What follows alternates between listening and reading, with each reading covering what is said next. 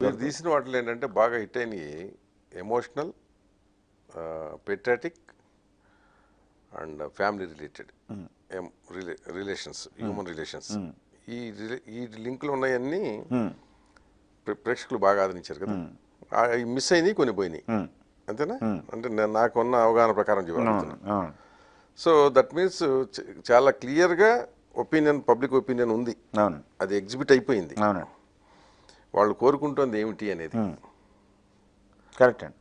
అక్కడ అంత క్లియర్గా వాళ్ళు ఇస్తున్నప్పుడు రెండు ఉంటాయి. ఓకే, ఒకటి షీర్ కమర్షియలిజం, ఏదో గంతులు ఏదో అదొక ఫార్ములా, ఇదొక ఫార్ములా.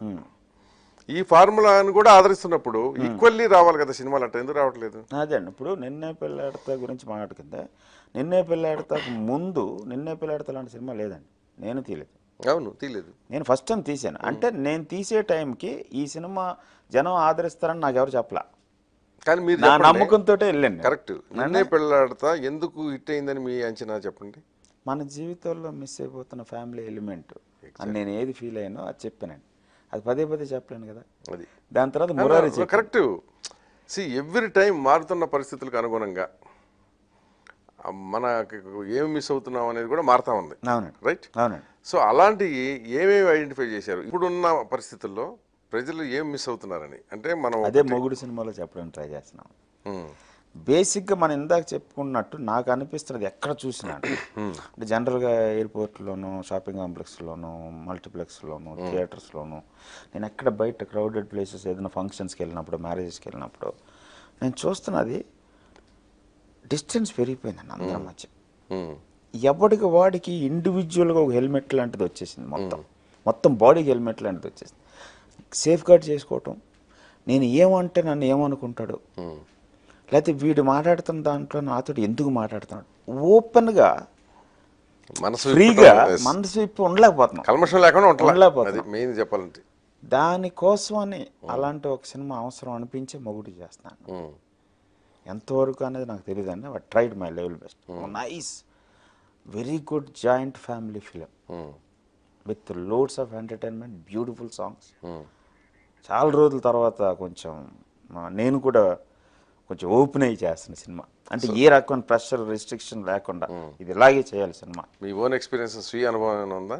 చాలా ఉంటాయండి. All my films, all my stories drawn out of my personal experiences.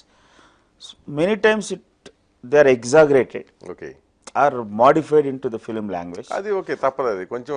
But definitely my personal reaction, my personal experience or observation compulsory ఉంటుంది. ఖడ్గంలో హీరోయిన్ సంగీత, ఆవిడ క్యారెక్టర్ కూడా మీ అబ్జర్వేషనా ఏమిటి?